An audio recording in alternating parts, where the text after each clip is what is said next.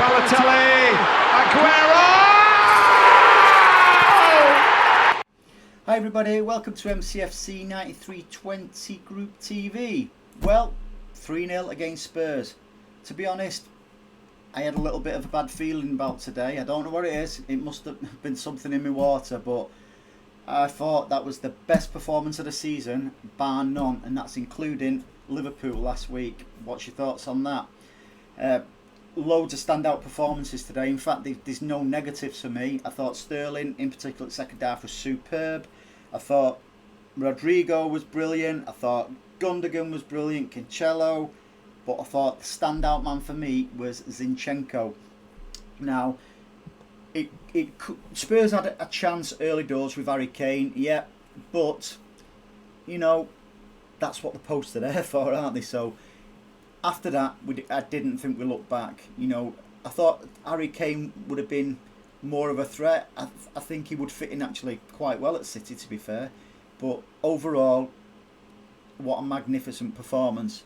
So I say, this man here, Zinchenko, fantastic. Honestly, his all-round play today, I can't fault him. It was incredible. Just after the match, I caught with Anne-Marie and also Dave. This is what they had to say about the match and other things. Hi Anne-Marie, hi Dave. What do you think of the result tonight? Dave, let's go to you first. Go on. Okay, yeah, I mean, it was just an incredible performance, wasn't it, from start to finish, really. I was a little bit nervous pre-game, and I thought that Spurs could get our back four on the break. You know, Son normally strikes the fear of God into me when we play against him, as he's proven plenty of times before. But I thought we handled it absolutely brilliantly. First half, managed to snuff out those counter attacks, and other than that free kick that hit the post from Kane, there weren't too many other chances there that we let them have. Got the goal, got the penalty, went in at half time, 1-up, and I thought if we can get the second, it's game over. There was no way they were coming back if we got the second. Yeah, I always felt we needed that second one, you know, because I would say Spurs have got a great, well, especially Son, he's got a great record against us, and so has the Brazilian lad Luca as well. Yeah, Moura. Luca Moura. Yeah, he's got a good record against us. So yeah, absolutely right. I thought that second goal, and what a goal it was. I thought everyone was criticising the keeper, but I thought the way Gundogan took it, toe poked it was a really, really quick movement. So they never really give anyone credit. What was your thoughts, Anne-Marie, on the game? Again, I was delighted with the result. I thought it was going to be a tough game for us because, as Mourinho tends to do, he parks the bus a bit. But there was nothing for us to worry about, really. I don't think, other than the free kick that they had, I don't think they had a chance. No. I didn't. When I seen Diaz wasn't playing, I thought, oh, you know, with him being a rock. But I thought defensively, superb. Well, I think it's interesting. I think there was something in the week where I don't know whether there'd been an interview with John Stones, and I would agree with what was said in the interview that his weakness last season was playing alongside Otamendi, not playing alongside Laporte, and that was the big issue. I think if you put somebody decent up with Stones, you're going to get a better performance from both of them. And that's what you've seen with Diaz and himself, and even today with Laporte. I thought we looked confident at the back. He looked his old self, Laporte, didn't he? Yeah. I'd agree with that. Stones has always played, you know, he played alongside Company. I thought he was always that was some of his better games that he had for us. Obviously, he hasn't played with Laporte for a long, long time before tonight, or started as those two as a two at the back. So you know, you sometimes maybe feel, you know, does he need that somebody beside him just to help him out? But didn't put a foot wrong all night. All of them. I mean, other than the free kick, there was that Bale chance right near the end where he kind of skipped past a couple of them, but pretty solid at the back again. You can't fault them at all. It's the way the two centre backs, whoever they are, they're not close together. They're wide, so it don't give the wide men enough chance, you know, because we're effectively, at times it's effectively we're playing like two right backs, two left backs, because the way we push up. I thought tonight Zinchenko was on best game I've ever seen him play for City. Bar none. Yeah, he Yeah, he was solid, and he hasn't since he come into the team. I don't know, was it 2 months ago now when he first come into the team? And he put Chelsea away, was it when he started, got his place? He hasn't really put a foot wrong. There was the odd time last season where he messed up, Southampton away and such. But no, I think he's been brilliant, and he just fits into that left back role now, and he is our first choice left back now. I mean, that when that team came out today, other than Diaz being injured, that was the team I wanted, and Zinchenko is 100% a part of that back line. And given that he's not a left back, or by trade he's not a left back. Oh, he's a midfielder. So I'm thinking. I don't know what you think, Anne-Marie. God forbid Gundogan is injured. Who would you put in there? Against Everton in midweek. I think if Fernandinho isn't fit, I would be inclined to maybe put Zinchenko in there. Somebody, because he can play in that position. He's got a good head on him. And then it gives Mendy, I mean, not that I'm particularly bothered, but it gives Mendy a way back in. Does he deserve a way back in? Well, it's a difficult one, isn't it? When you think of the money we paid for him, we've not seen the best of him. I just don't get it. I just don't get it with Mendy. Has he had a decent 90 minutes for us since he joined us? I think there have been times when he's done okay, but it's a bit like, for me, Balotelli. Balotelli was a character. Yeah. Not necessarily the best player we've got in the team, but would do things that got the fans on side, and that's what Mendy does. It's like the reaction that he got when he came back from injury that first season was crazy, and I think the fans like him because of that, not necessarily because of what he does on the pitch. Yeah. So that's my only little concern out of today, is that he seemed okay, Gundogan, when he got, and I don't know if he clocked it when he come off. One of the physios went, basically, do you need attention? He went. So whether it's just a little where he's I don't know, because I think he's a third brace in 5 games, something like that. Something like that. Yeah, I mean he's the top goal scorer since the start of December, isn't he, or something they were saying. I mean, he's absolutely on fire. I mean, he's always been a very underrated player, Ilkay Gundogan.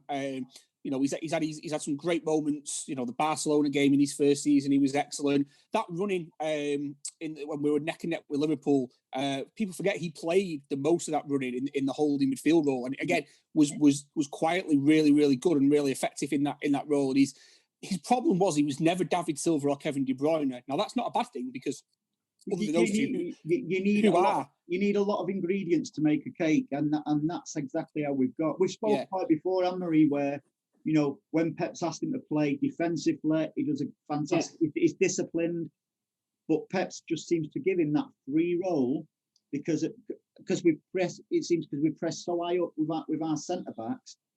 We can give him the freedom to go a little bit forward, because as soon as that ball comes over, you've either got Rodri there, or you've got the 2 centre backs there pushing straight on. So I think one of the key differences this year as well is the way Cancelo and Zinchenko are playing, or whoever's in that position. They're pushing more into midfield than they are playing as wing backs, and that's covering, and that's giving Gundogan the freedom to go.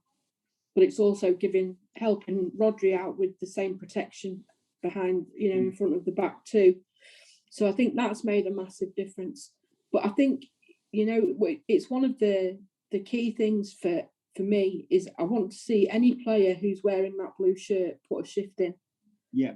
And absolutely. I don't care, I don't mind so much about the result if I feel like they've done everything they can and given everything. And, we all know there's at least one player who very rarely does that. Who's that? But you watch, we're not naming him again. Yeah. But, you watched Gundogan today, and he ran all over the place. And again, for me tonight as well, Bernardo Silva might not have done anything spectacular, but don't tell me there was a blade of grass on that pitch that he didn't cover tonight. I'm sure at one point he was chasing a pigeon as well, on that pitch, because it's just what is it about these small players? They just have this will to win. For whatever they don't make in height, they make up in effort. And if you're not giving the opposition player a minute, they're gonna make mistakes. And even today, when we lost the ball again, it was like everybody, within 5 seconds, they're trying to win that ball back, and invariably, we do win it. There was the positives today. I put that performance today above the Liverpool one last week, and you may think that's crazy, but there was spells against Liverpool last week. We let them back in.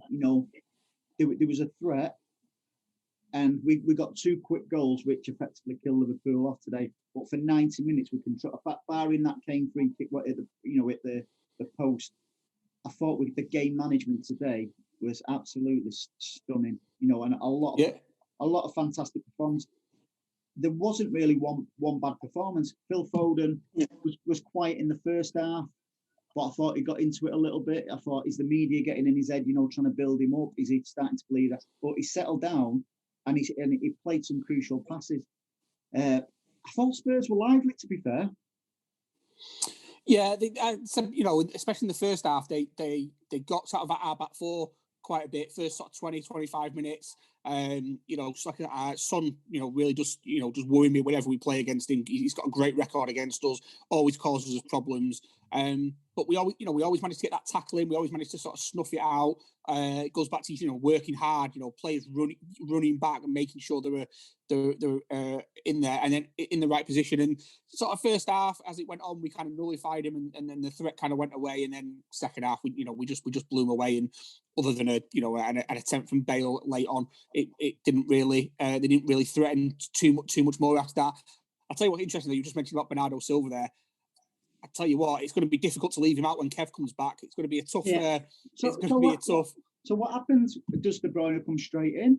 Does he deserve to come straight in? Who'd have thought when De Bruyne went out, everyone was like that. Oh, this is City's big test now, because look at some of the games they've got coming up, the away games. They've got Liverpool, they've got Spurs, they've got this, they've got that, and it's been seamless. We've not, is that our sixth game in the league at home? We've not conceded. That's 16 on the bounce we've won. And another positive today, we've got a new penalty taker. Well, I'm not sure he's the man for the long-term job, because once again, it wasn't convincing. It was quite interesting because I was chatting to a mate at half time about this. That is actually the most random penalty taker we've ever had. In terms of all the players that were on that pitch, he would have been one of the last ones I'd have seen stepping up today. Who should be taking it then? Well, you know what? At the moment, somebody like Cancelo, full of confidence, could probably strike a ball really well. Bernardo Silva, Phil Foden. There's plenty of options there. And I'm not saying what Rodri scored in the end, but it was a poor penalty, wasn't it? At least it was on target, so it's an upgrade on some of the previous efforts. Yeah, because the last 2 penalties have ended up on my car bonnet. Well, exactly. About 4 hours after full time. So I'm glad it hit the back of the onion bag tonight. Again, in the first half, I thought we should have had a penalty, a handball by Ben Davies. It wasn't even shown on VAR. That's 2 matches on the trot where a potential penalty has not even been shown on VAR. How come they're not showing them? For us, am I being paranoid? I think they do get checked, and something I reckon they just waved it off as being too close, and I think so. Everything does get checked. I mean, it doesn't have to be shown on TV for it to be checked. So I try not to go down the conspiracy theory route, just to keep myself sane more than anything. So I'll let that one go for now. Anne-Marie, the goal today, obviously the penalty. Gundogan, I thought, as I said earlier, I thought that was a quick goal. It didn't give. Okay, everyone's saying the keeper should have done better, possibly, but I thought the way he took it and toe poked it, I thought that made the difference. But Gundogan's second goal and our third, the way the ball just come over, and had an assist by Edison, but the way the ball come over, and he the first control where he took it right, and then he dragged it in, and the defender was just, he was floored, and the way I thought that was But leading up to that, I thought it was an absolutely fantastic goal.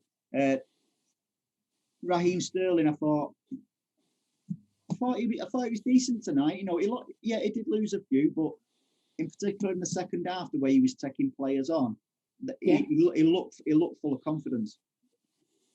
Well, I'm hoping he is, but there are just times when, and it's not just Sterling, there are a few times when we get in the area and you just wish, rather than going for that pass, that we'd have a shot, because I think we'd score even more goals if we just had a shot rather than go for the extra pass sometimes, or the extra touch. Yeah, I have to agree. I thought Rodri played well, obviously Gundogan, Cancelo, Sterling, Zinchenko. And that's why my point about I thought it was the best performance of the season. Would you put today's ahead of Liverpool like me, or do you thought the Liverpool one's a little bit special? I think the Liverpool one's a little bit special because we've had to wait so long for a win like that at Anfield. And it's interesting to see again today. I'm just wondering whether he had cold feet again. Alisson made another blunder today. Yeah, I saw that. It was quite funny. And I seen something on social media earlier with a picture of Klopp with his arm around Alisson, and the headline was, what was it? We told you to carry us, not be carriers. You know, he just left carriers, you know, from seasons gone by. But we're 7 points clear now of a game in hand. It's looking like Leicester are our real threat, really. Yeah, I mean, it's a great. Yeah, it was obviously great result for Leicester early today. Puts them in a real strong position for the top four. You know, I do expect United to drop points between now and the end of the season. You know, I expect them to drop points tomorrow. Well, we hope. You know, they're no great thing defensively. They're all over the shop, aren't they? I think they'll always score a goal or two, but defensively they're all over the shops. You know, Leicester, if they can keep everyone fit, I think they maybe haven't got quite the depth of the squad. Leicester, so if they can keep they maybe you know, and be up there second or third. What's interesting is obviously Liverpool, by the time they play again, could be down to 6th or 7th, I think it is, depending on the results. We can hope. Well, yeah, exactly. We can, yeah. So it's all looking for positive. I did an interview with ex-Spurs legend Mickey Hazard last night, and Mickey Hazard is convinced that City are going to win all 4 this season. He reckons it's going to clear it up. He reckons there's just that will to win, that we don't believe we're going to concede a goal, let alone, you know, get a defeat. I don't like to get carried away myself. There's one that I want to win this season, and is that the Charity Shield? Yeah, obviously. I'm just looking because on my memories today on Facebook, there's a picture of me with all the trophies at our supporters club, and it's memories like that. You know, I can remember days when I was dreaming that we'd win 1 trophy, never mind 3 or 4. These days when I was dreaming we'd win a throw-in, it was that bad, and you know, yeah. Now, but yeah, the Champions League is a big, and I think the big factor on that this season from seasons gone by is our defence. Yeah. You know, because I think the confidence what Stones has got, where he's rubbed off on Diaz and vice versa, and you got Zinchenko in the form of his career for me. I think Cancelo, when we do start to hit the bigger teams and stuff like that, and the bigger competitions, I think he'll be at right back, because I can't see a way in for Kyle Walker either. No, I mean it's great to have the options, isn't it? I mean, I think out of every year, this is, you know, you feel the more confident going into the knockout stages of the Champions League, like you said, you know, because of the defence. It's interesting about winning all the 4. The season we won the domestic treble. If ever there's a season where we were going to win the Champions League prior to this one, that was it. You know, if we'd have got past Spurs, if that, you know, our goal had been disallowed at the end, you know, we'd have beat Ajax, and I think we'd have beat Liverpool as well that season. That was the season, if we were going to win it, we would have done. But to be in this position again, where we've got the chance for all 4 trophies, the FA Cup game at Everton is not going to be easy. That's going to be a tough game. Agree. They're desperate to win a trophy. Desperate to win a trophy. We've also got a good record against Spurs at Wembley when they was playing there. You know, we've been away and beaten there. we've got a good record, touch wood, at Wembley, you know, against anyone. So I'm comfortable with that one. The FA Cup, I agree with you. I didn't want Everton. No, just because my boss is a big Evertonian, so you know he'll end up just badgering me all the time. Champions League, I agree. I think we've got a great chance. So it's all looking good, really. You know, it's not. I'm confident. If somebody says, "Are we going to win the league?" I'll say, "Yeah." Normally, I'm always like, "No," because normally we can, you know, we'll drag we'll drag a defeat out, you know, out of the jaws of victory, etc. But it's just the way we're playing. It's just a well drilled machine. Yeah, definitely.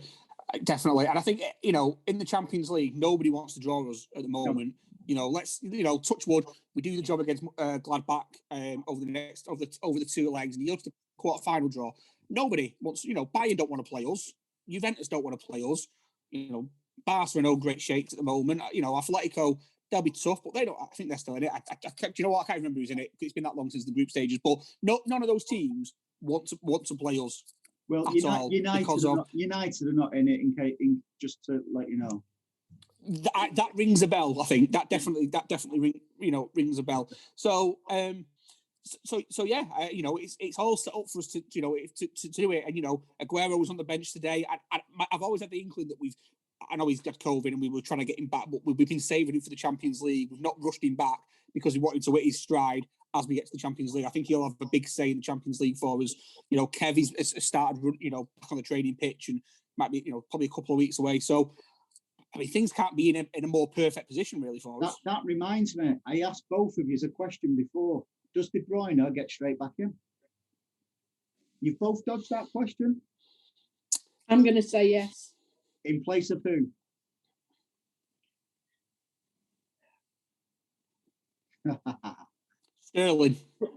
Sterling? No, I think Pep's more likely he's more likely to rest Bernardo.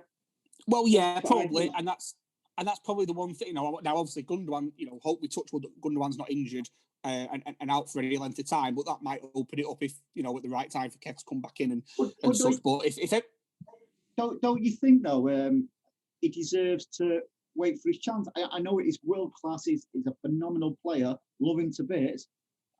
But should a player just walk back in?